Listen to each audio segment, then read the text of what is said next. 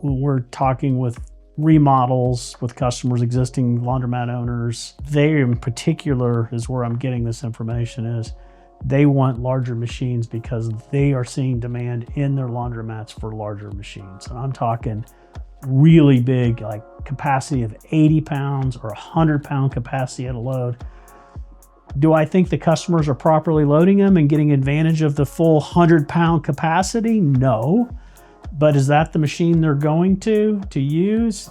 Absolutely. And they're getting really high VIN prices for that. So your profitability per turn as a laundromat owner is much greater because it really doesn't use that much more electricity, that much more water to wash in a 100-pound capacity than a 60, to be honest. It's fairly close, marginally close.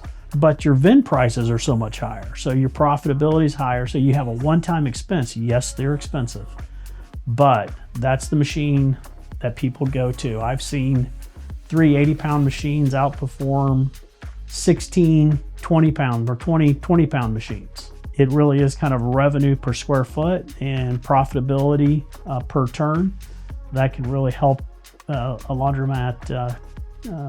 Maybe they're not as profitable as they want to be to get to the next level.